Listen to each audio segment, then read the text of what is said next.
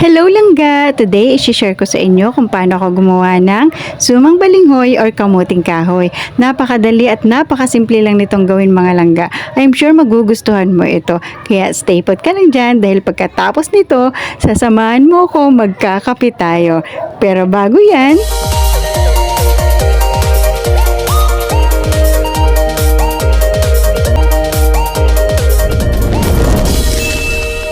meron po ako ditong 2 kilo ng balinghoy or kamuting kahoy. Siyempre, binalatan, hinugasan at niyadyad ko lang.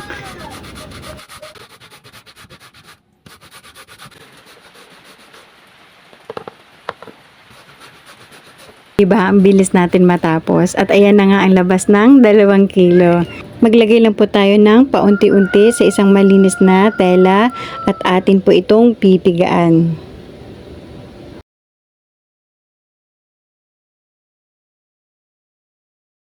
At inusod-usod ko lang ng konti mga langga para dyan na rin po tayo magbibigas sa kabilang side na yan. Para bawas ang hugasin. O diba? Ayan. O diba? Para karang nagpipiga ng labahin. Charis lang. At mas maganda yung pigang-piga talaga siya mga langga ha.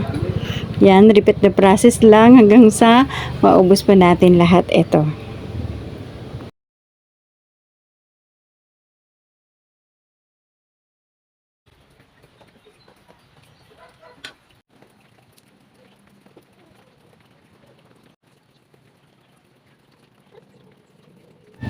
At ayan na nga, natapos din natin. Lilipat natin ulit ito sa palanggana.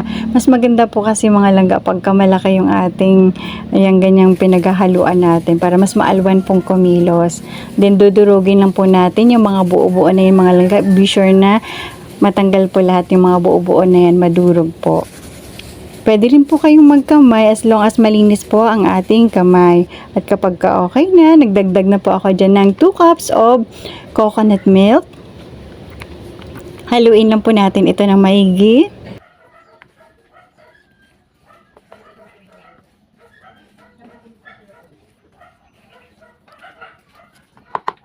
Then, nagdagdag lang po ako dyan ng 2 cups of wash sugar. At ayan na nga, mekos-mekos lang natin mga langga. Char! Ayan, mas maganda mga langga pagka kinamay mo na at yung halong-halo talaga. Then, nagdagdag lang po ako dyan ng isang buong buko po mga langga. Pinakayod ko lang. Para mas masarap po ang ating suman, mas masarap po kapag may buko talaga. Then, set aside lang po natin. At ayan na nga, dinarang muna natin ang ating mga dahon ng saging na pagbabalutan po. Then, punasan lang po natin ito ng maigi. Yan, naglagay lang po dyan ako mga langga ng mga 1 kalahati po ng serving spoon na yan. Pero nasa sa inyo naman po kasi pwede rin naman po kayo maglagay ng konti lang. Gusto niyo ng manipis, gusto niyo ng makapal. Sa akin po napakapal. Pero okay lang din po dahil isa lang makakain mo, solve ka na talaga. Sa 2 kilo po, nakagawa po ako dyan ng 6 na pares at isang walang pares. Char! At ayan na nga, patapos na nga mga langga. Pinagpares-pares ko lang po sila at tinalian lang po.